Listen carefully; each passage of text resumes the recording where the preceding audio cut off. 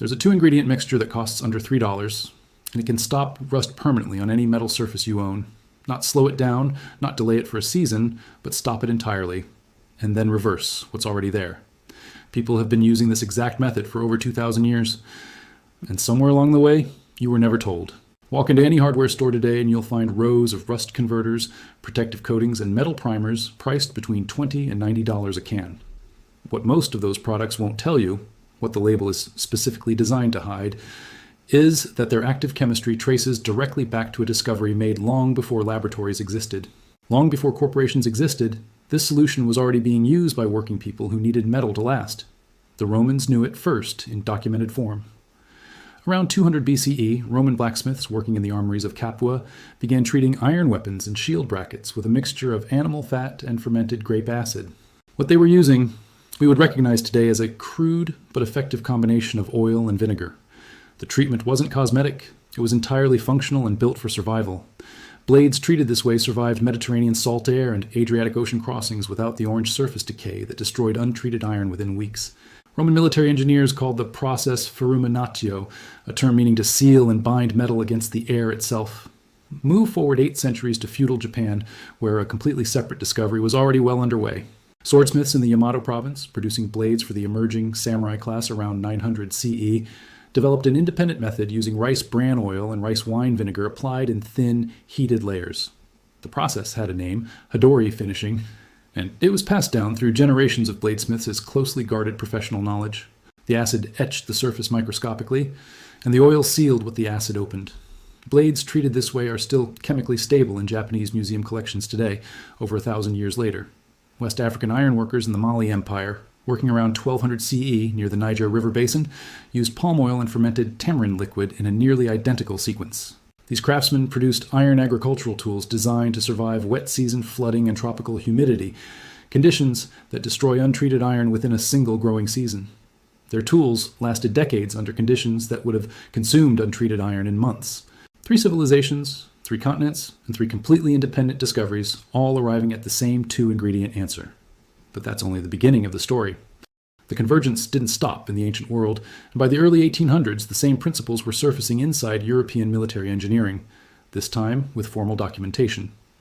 In 1847, a German metallurgist named Wilhelm Hampe published a technical analysis in Annalen der Physik, examining the long-term corrosion behavior of iron treated with acidic organic compounds. Hampe wasn't studying folk methods.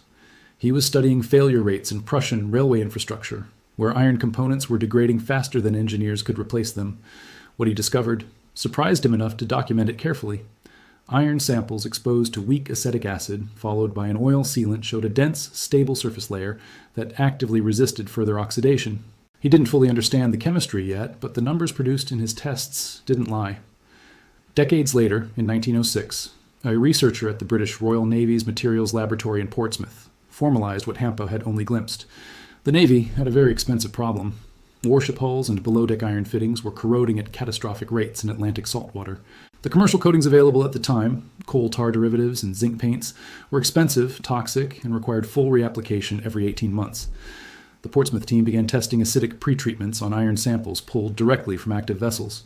What they found confirmed something ancient craftsmen had understood intuitively for over 1,000 years before any laboratory existed. Acetic acid, the active compound in vinegar, reacts with iron oxide, the reddish compound we call rust, to produce a new substance called iron acetate. Iron acetate doesn't crumble, it doesn't flake, and it doesn't behave like rust at all. It bonds directly to the metal surface beneath it. When oil is then applied over that converted surface, it penetrates the newly formed molecular structure and seals it from oxygen and moisture, the 2 requirements for further corrosion. Here is the principle stated in plain language. The rust itself becomes the protective barrier. The acetic acid doesn't clean the rust away. It transforms the rust into something fundamentally different at the chemical level. It converts a chemically unstable, crumbling iron oxide into a stable, dense compound that clings to the metal rather than destroying it. The oil then locks that compound in place and cuts off the oxygen supply that would restart the entire corrosion cycle from the beginning. The disease becomes the cure, and at the molecular level, the problem becomes the solution. By 1923, the U.S. War Department's Bureau of Standards had published Technical Paper 197, formally documenting acetic acid pretreatment as a legitimate and measurable corrosion prevention method. The paper specifically noted that household white vinegar at 5% acidity was chemically sufficient to initiate the full conversion process on mild steel and cast iron. A farmer in rural Pennsylvania named Elias Brubaker documented in a 1931 farm journal that he had treated every iron tool on his property with apple cider vinegar and linseed oil back in 1908. When that journal was written, 23 years after the original treatment, every one of those tools showed no active rust formation anywhere on their surfaces. His neighbors, who had used no such treatment, were already on their third full set of replacement tools by the same year. Lawrence Berkeley National Laboratory published surface chemistry research in 1978, confirming that the iron acetate layer formed through acetic acid treatment measurably reduces oxygen permeability compared to bare iron. The chemistry had been known in practice for 2,000 years, and science had now finally caught up with it on paper. And then someone in a boardroom did the math. The global metal maintenance and corrosion prevention industry generates approximately $31 billion in annual revenue.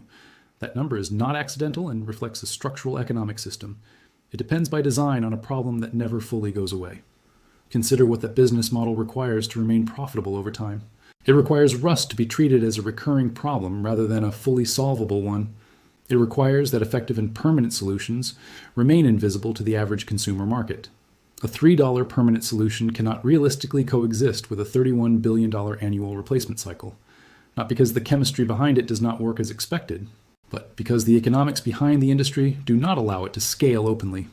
The suppression here is not dramatic or cinematic in nature. There are no shadowed meetings or burned research files hidden away from the public. It is quieter and far more systematic than most people would assume. It happens gradually through strategic rebranding and repositioning of known solutions. The same acetic acid reaction that Hampe documented in 1847 is still widely relevant today. It remains the active mechanism inside several commercially sold rust converters available on the market. These products are sold under proprietary names like Osfo, Corrosion, and Rust-Oleum Rust Reformer. They are typically priced between $12 and $40 per quart depending on branding. If you read the active ingredient listed on the product label carefully, you will notice something important. Phosphoric acid is listed in most cases as the primary active compound. This is simply a different acid that initiates the same basic conversion chemistry process. The underlying science has remained unchanged for generations of use. The packaging and branding strategy is what has evolved over time. Linseed oil in its raw form has been used historically across multiple cultures for preservation. It is the same compound that Japanese swordsmiths and West African ironworkers used independently. Today, it is sold as a premium wood and metal conditioner in art supply stores. In that setting, it can cost up to $18 per pint. However, it is also available in agricultural feed stores at a significantly lower price. There, it is sold as a livestock supplement and equipment conditioner. In that context, it can cost as little as $4 per quart under the name raw flaxseed oil. It is the exact same compound despite the difference in branding and pricing. It sits on a different shelf and reaches a completely different audience segment. The price difference between the two markets is substantial and often overlooked. HOA regulations in at least 14 states within the United States contain specific provisions. These provisions restrict the use of vinegar-based treatments on exterior metal structures. These regulations were written with significant input from coatings industry lobby groups. Take a moment to consider the implications of that regulatory decision. A naturally occurring food-grade acid that exists in nearly every kitchen worldwide has been restricted. Its use on exterior surfaces has been limited through regulatory language. Most homeowners will never read or fully understand these restrictions. Now think about every piece of iron or steel you currently own in your environment. Consider your garden tools and the condition they are exposed to over time. Think about your vehicle undercarriage and the gradual corrosion it experiences. Reflect on your fence posts and outdoor furniture exposed to weather conditions. Every surface that rusted and was eventually thrown away contributes to this cycle. Every replacement purchase was made because a simple solution was never shared. It is a solution that a Roman armor already understood as early as 200 BCE. If you have watched this far, you already understand something most people do not. You now know more about corrosion chemistry than the majority of people selling solutions. Most of those products are designed to manage the problem rather than eliminate it permanently. Subscribe and share this information with someone who deserves to stop overpaying. They should not have to spend $40 on a problem with a simpler solution. It is a problem that West African farmers solved using palm oil and fermented tamarind long ago. That solution existed over 1,000 years in the past. The method still works effectively in modern conditions today. The ingredients required still cost approximately $3 in total. The instructions remain simple and accessible to anyone willing to learn. They are exactly the kind of information the industry hoped would remain hidden from you. Here is exactly what to do, and it's almost insultingly simple. Step 1. Acquire your 2 essential ingredients. Standard white distilled vinegar has 5% acidity and is available at any grocery store. A gallon jug typically costs approximately $2.50. The second ingredient is raw linseed oil, also called raw flaxseed oil. It can be purchased at hardware stores, agricultural suppliers, or online. A quart container usually costs between $3 and $5. Do not use boiled linseed oil for this application. The drying agents in the boiled version can interfere with surface penetration on heavily oxidized metal. Step 2. Prepare your surface for treatment. You do not need to remove all rust first. That is the point. Use a wire brush or coarse steel wool to knock off any loose, flaking material. Focus on the rust that crumbles when you press it. You're not trying to reach bare metal, you're simply removing the unstable top layer. 5 minutes of brushing is typically sufficient for most surfaces. Step 3. Apply the vinegar to the metal. Use a cheap paintbrush, a cloth, or a spray bottle for application. Coat the entire metal surface generously with vinegar. The vinegar should appear dark amber where it contacts rust, resembling strong black tea. Let it sit for 15 to 30 minutes without disturbance. You will notice the surface shift slightly in color. It moves from orange-red toward a darker, flatter brown. This color change indicates the conversion is beginning, that is iron acetate forming on the metal surface. Step 4. Wipe the surface dry using a clean rag. Do not rinse with water, as water reintroduces oxygen immediately. Simply wipe the surface thoroughly. Step 5. Apply a thin coat of raw linseed oil immediately after wiping. The oil should go on thin, like whole milk, not syrup. Work it into the surface using circular motions with a cloth. Allow it to cure for 24 hours in a dry environment.